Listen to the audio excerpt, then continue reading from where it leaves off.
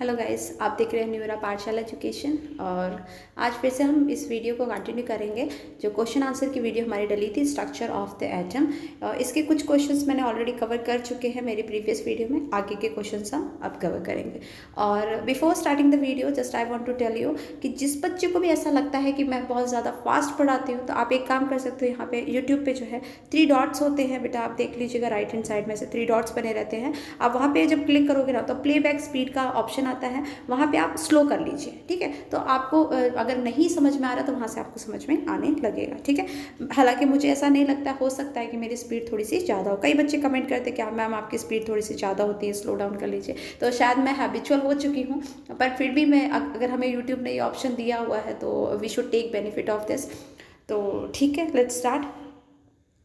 तो पहला क्वेश्चन देख लेते हैं आज की वीडियो का। That is, if the number of electrons in an atom is 8, number of proton is also 8, then what is atomic number of atom and what is the charge on atom.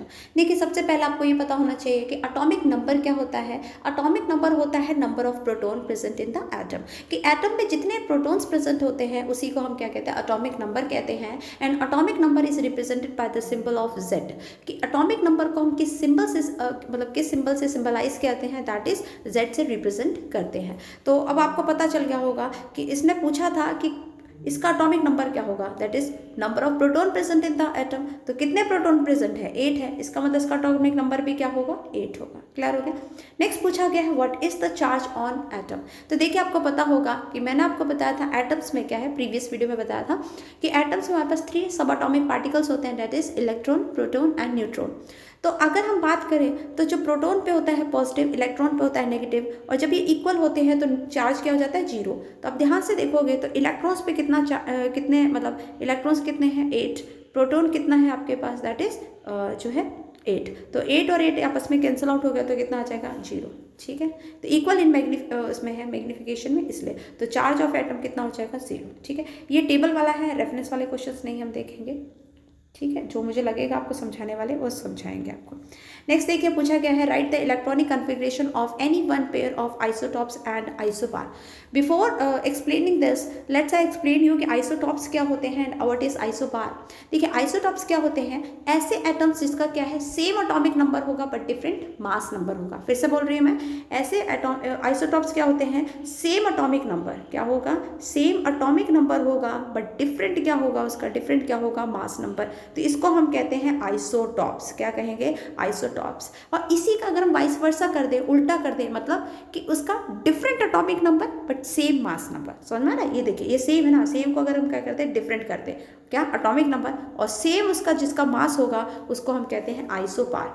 तो I hope आपको समझ में आ गया होगा कि what is isotopes and isobar. ठीक है, अब देख लेते हैं। देखिए, ये अगर आप देखो ना, ये आइसोटॉप्स हैं, कार्बन की डिफरेंट डिफरेंट फॉर्म्स हैं। ठीक है, तो अब देखिए यहाँ पे लिखा हुआ है पहला तो 12C6 और दूसरा लिखा 14C जो है 6। तो अब देखोगे ना, ये किसको बच्चे रिप्रेजेंट कर रहा है, ये आपका कर रहा है एटॉमिक नंबर को, किसको कर रहा है, जो है आपके पास एटॉमिक नंबर को, और ये क्या कर रहा है आपका, मास नंबर। क्या कर रहा है, मास नंबर। तो अगर ध्यान से देखोगे तो यहाँ पे एटॉमिक नंबर आपको एक जैसा दिख रहा है, लेकिन मास नंबर क्या है, डिफरेंट दिख रहा है। तो इसका मतलब कि ये आइसोटॉप्स है।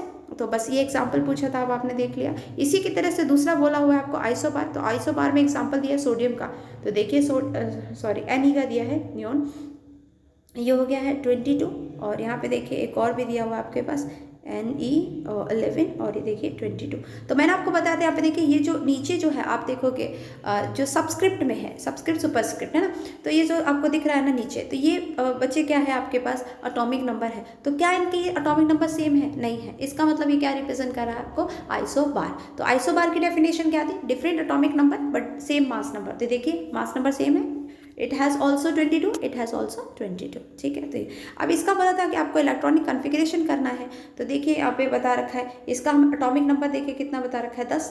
तो 10 के हिसाब से इलेक्ट्रॉनिक कन्फिग्रेशन मैंने लास्ट वीडियो में भी बताया है कि एल शेल में डिवाइड कर दीजिए। और अगर एटॉमिक नंबर 10 होगा तो इसका मतलब कि पहले शेल में 2 और दूसरे शेल में कितने आ जाएंगे, 8।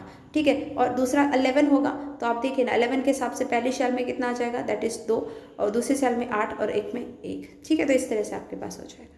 आगे चलते हैं। नेक्स्ट पूछा गया आपको कंपैरिजन करना है, there should make a comparison between among आएगा इलेक्ट्रॉन्स, प्रोटॉन्स एंड न्यूट्रॉन्स। तो देख लेते हैं इसके बीच में भी क्या क्या डिफरेंसेस है या कंपैरिजन है। यस, सो सबसे पहला आपके पास है इलेक्ट्रॉन्स, और जैसा मैंने हमेशा स्टार्टिंग से ही बता रही हूँ कि इलेक्ट्रॉन हैज़ नेगेटिव चार्ज। तो कैसा होगा negative charge, proton has positive charge, and if you talk about neutral तो न्यूट्रॉन पे कैसा होता है, न्यूट्रल चार्ज होता है। तो इतनी बात आपको समझ में आ गई है, इतनी बात आपको समझ में आ गई होगी। यस, अब इसके बाद देखिए नेक्स्ट आपका मास की बात बता रहा है कि मास में, तो इसका मास कितना होता है 9 × 10⁻⁻31 kg, ठीक है। और ये बोला है कि लोकेशन कहाँ पर इलेक्ट्रॉन्स मिलेंगे आपको, तो यहाँ पे बता रखा है कि extra nucleus part distributed in different shells and orbits, ठीक है। नेक्स्ट इसके बाद प्रोटॉन, तो बता दिया पॉजिटिव चार्ज, इसका मास इतना होगा 1.672 × 10⁻⁻27 kg, और ये कहाँ पे प्रोटॉन्स मिलते हैं, न्यूक्लियस में मिलते हैं, ठीक है। नेक्स्ट इसके बाद है आपके पास न्यूट्रॉन की बात हो रही है। न्यूट्रॉन में नेगेटिव चार्ज होगा equal to mass of proton, जितना प्रोटॉन होगा उतना ही क्या होने वाला है, इसका मास होने वाला है न्यूट्रॉन का भी। और लास्ट में क्या है, ये भी कहाँ मिलेगा आपको, न्यूक्लियस में देखने को मिलेगा। नेक्स्ट देख लेते हैं। नेक्स्ट आपके पास है पूछा क्या है, लिमिटेशन पूछी गई है, what are the limitation of J Thomson model of an atom. कि जो देखिए जो एटम था ना, सबने अपना अपना एक स्ट्रक्चर दिया था, चाहे फिर हम जे थॉमसन की बात कर लें, चाहे हम रुदरफोर्ड मॉडल की बात कर लें, चाहे बोर मॉडल की बात कर लें, सबने एक्सप्लेन किया था कि कैसे मतलब एटम्स हैं और उसके अंदर क्या क्या है, कैसे वर्क कर रहा है, ये सारा। तो सबसे पहला जो बताया है उस जे थॉमसन के बारे में, लेकिन ये देखिए ज़्यादा सक्सेस नहीं हो पाया है, उसके पीछे कोई लिमिटेशंस रही होंगी, तो वो खामियां क्या थी उसके बारे में हमें बताना है। तो सबसे पहला है, it could not explain the result of scattering experiment performing by the Rutherford. कि रुदरफोर्ड ने जो एक एक्सपेरिमेंट किया था स्कैटरिंग का, वो इसने एक्सप्लेन नहीं कर पाया था। दूसरी बात क्या है, it did not have any experiment support, इसका कोई एक्सपेरिमेंटल सपोर्ट नहीं था, किसका, इस जे थॉमसन मॉडल का, ठीक। नेक्स्ट देख लेते हैं। नेक्स्ट क्वेश्चन में पूछा गया आपसे, what are the limitation of Rutherford model of atom, ठीक है। कि जो रुदरफोर्ड मॉडल था एटम का जो है उसकी भी लिमिटेशन बतानी है। तो सबसे पहली बात तो है, it fail to explain the stability of an atom. Atom की स्टेबिलिटी को वो एक्सप्लेन करने में क्या हो गया था, फेल हो गया था, ठीक है। यस, तो नेक्स्ट देख लीजिए क्या है, it does not explain the spectrum of hydrogen and other atoms. कि इसने हाइड्रोजन और अदर एटम के स्पेक्ट्रम को एक्सप्लेन नहीं किया था, ठीक है। सो आगे देख लेते हैं। नेक्स्ट आपके पास क्या है, देखिए नेक्स्ट बोला हुआ है, describe the Bohr model of atom. कि बोर मॉडल जो था वो क्या था, वो अभी आपको एक्सप्लेन करना है। तो सबसे पहला देखिए बोर मॉडल में क्या क्या चीज़ें थी वो देख लेते हैं। Atom consist of small positively charge nucleus at its centre. कि आपको पता है ये एटम हो गया है, एटम के बीच में क्या होगा, न्यूक्लियस होगा, और वहाँ पे क्या था, पॉजिटिव चार्ज था, ठीक है। नेक्स्ट बोला हुआ है, the whole mass of the atom is concentrated at the nucleus and the volume of the nucleus is much smaller than the volume of the atom.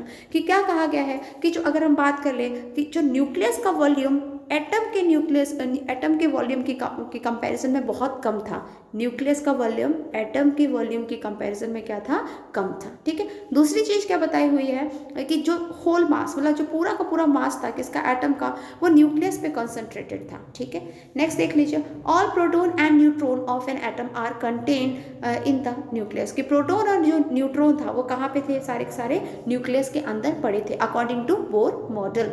Next देख लीजिए, only certain orbits known as discrete orbit of electrons are allowed inside the atoms. Next क्या है, while revolving in these discrete orbits electrons जो है do not radiates।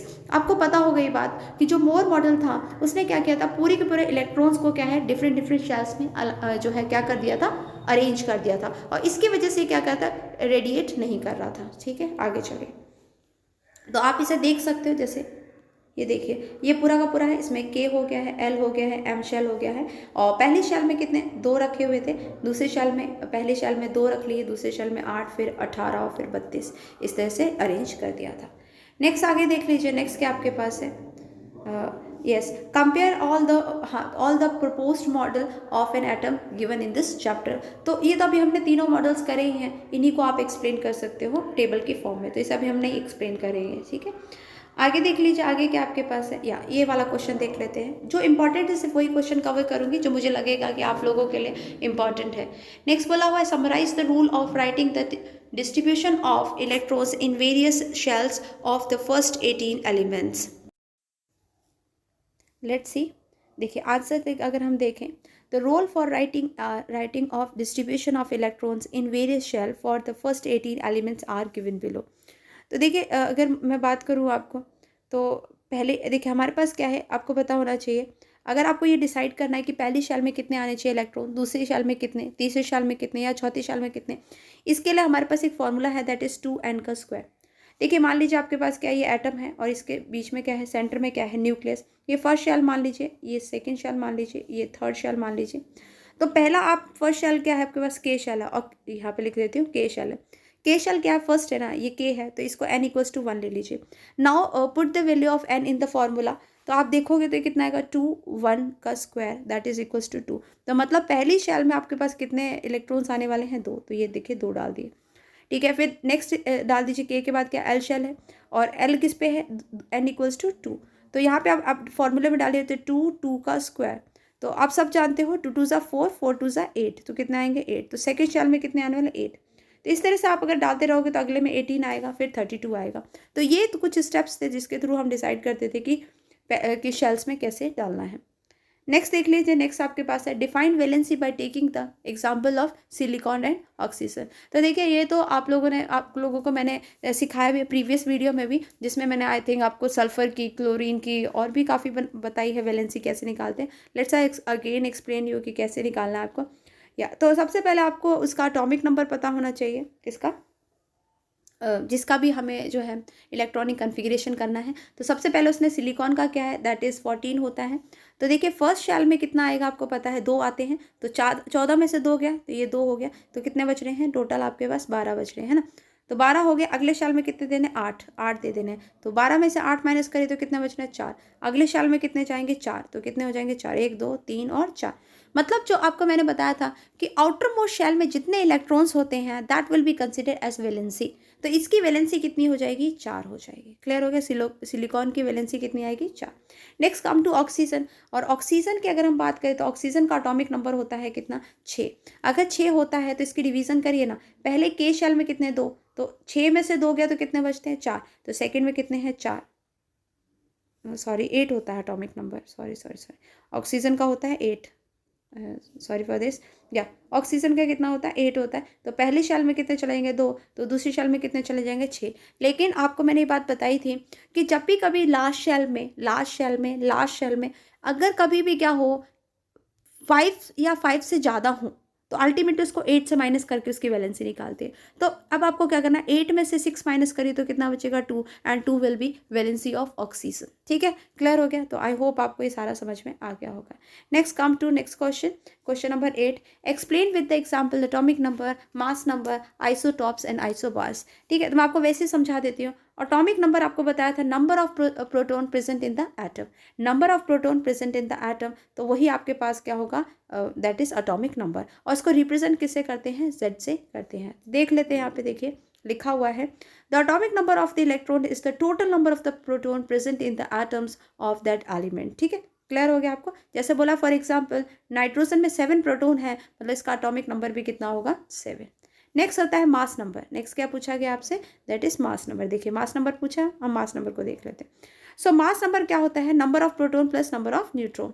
तो वो क्या होगा, मास नंबर। देखिए mass number of an element is sum of number of proton and number of neutron. मतलब कि मास नंबर जो आता है that is proton plus neutron. Clear हो गया आपको। नेक्स्ट देखिए, नेक्स्ट पूछा गया था आइसोटॉप्स। मैंने पीछे भी आपको समझा दिया है कि आइसोटॉप्स क्या होते हैं। आइसोटॉप्स होते हैं जिसका same atomic number but different mass number. तो देखिए लिखा है these are the atoms of same element having the same atomic number but different mass number. ठीक है, क्लोरीन का बता रखा है, क्लोरीन की 2 फॉर्म्स हैं। तो यहाँ पे देख सकते हो इसका 17, इसका भी है एटॉमिक नंबर, इसका भी है। But if you look it carefully तो आप देखोगे इसका मास 35 और इसका कितना है, 37। तो कहीं ना कहीं मास डिफरेंट है, सेम एटॉमिक नंबर है, and we call it isotopes. ठीक है, नेक्स्ट देख लीजिए, नेक्स्ट क्या आपके पास है, अब आपके पास है आइसोबार। एंड आइसोबार का मैंने आपको बताया था कि जिसमें क्या होता है, different atomic number but same mass number, तो उसे क्या कहेंगे, हम आइसोबार्स कहेंगे। ठीक है, तो आप देख लीजिए यहाँ पे ये क्या हो जाएगा 10 और ये 11।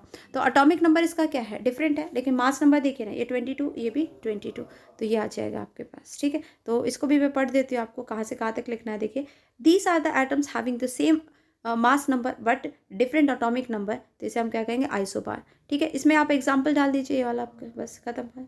समझ में आ गया आपको, तो आई होप आपको समझ में आ गया होगा। ठीक है, नेक्स्ट चले। अच्छा, यूजेस पे पूछिए क्या, ये आई थिंक क्वेश्चन में था क्या, यह यूजेस भी देख लेते हैं आइसोटॉप्स की। आइसोटॉप्स की कहाँ पे, तो पहली बात है कि आइसोटॉप्स को हम क्या है, यूरेनियम जो है, one isotope of uranium is use as fuel in the nuclear reactor. कि जो यूरेनियम का मतलब आइसोटॉप ऑफ यूरेनियम जो होता है, उसको हम क्या है, एज अ फ्यूल किसका, न्यूक्लियर रिएक्टर का एज अ फ्यूल की तरह यूज़ कर लिया जाता है। नेक्स्ट क्या है, आइसोटॉप ऑफ कोबाल्ट जो होता है उसका जो अगर हम आइसोटॉप है वो क्या है, ट्रीटमेंट ऑफ कैंसर के लिए यूज़ कर लेते हैं। ठीक है, नेक्स्ट देख लीजिए। नेक्स्ट आपके पास क्वेश्चन है कि sodium positive has complete field के एंड एल शेल एक्सप्लेन। बिल्कुल सही बात है। देखिए ना, अगर हम सोडियम का एटॉमिक नंबर देखें तो वो कितना होता है, 11। ये के शेल होगी, ये एल शेल होगी। अभी देखिए ना, पहली शेल में कितने देने, 2, तो अगर 11 में से 2 गया तो कितना बचता है, 9, है ना, 9 बचता है। अभी आपको दूसरे शेल में कितने देने, 8, तो अगर 9 में से 8 गया तो कितना बचता है, 1। तो अगर ए के एल एम शेल में कितना हो जाएगा, 1।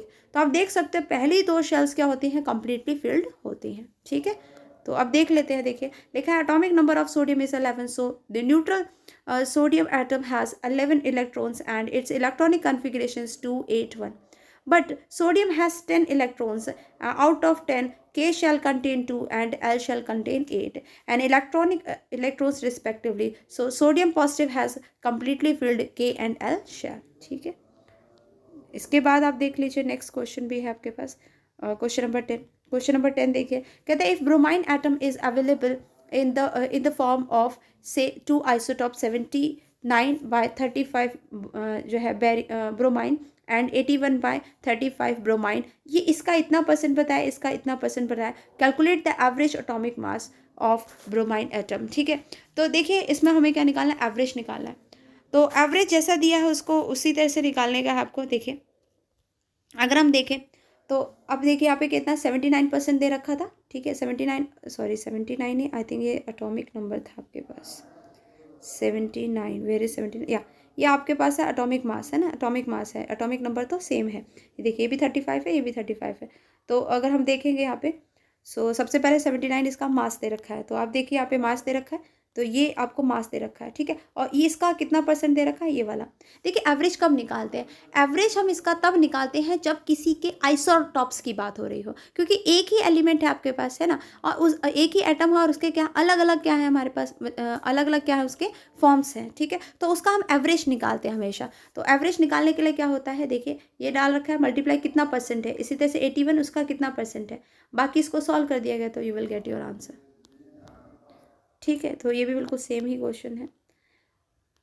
या ये देख लीजिए आप, ये भी क्वेश्चन है, पूछा गया if z is equals to 3 and मैंने आपको बताया था z क्या होता है, एटॉमिक नंबर होता है। तो पूछा गया z एक 3 है, मतलब उसका एटॉमिक, कोई एक एलिमेंट है जिसका एटॉमिक नंबर क्या है, या आइटम है उसका एटॉमिक नंबर क्या है, 3 है। कहते what would be valency of the element, उसकी वैलेंसी क्या होगी। तो आप सोचिए ना, पहले k और l, तो k शैल में कितना चला जाएगा, 2 और दूसरी शैल में कितना जाएगा, 1, क्योंकि अगर मैं 3 में से 2 माइनस करती हूँ वी विल गेट 1, तो 1 ही आपकी नेक्स्ट शैल में चला जाएगा, दैट इज़ 1। तो इसकी वैलेंसी भी क्या हो जाएगी, 1। तो वैलेंसी कितनी आने वाली है, 1। तो आप देख लीजिए यहाँ पे, कहता है if by z is equals to 3 we means that atomic number of element is 3 and its electronic configuration is 2,1, hence the valency of the electron is 1 and the element is lithium. ठीक है, कि ये कौन सा element है, lithium. तो I hope जितने हमने क्वेश्चन आज समझा हुई हूँ, मैंने आपको समझाया है, आपको समझ में आया होगा। Guys please help me to achieve my 1000 subscriber. अगर आपको वीडियो अच्छी लगती हो, समझ में आती है, तो प्लीज़ जितना हो सके आप अपने फ्रेंड्स के साथ शेयर करिए and tell them to subscribe my channel and thank you to all for watching this video.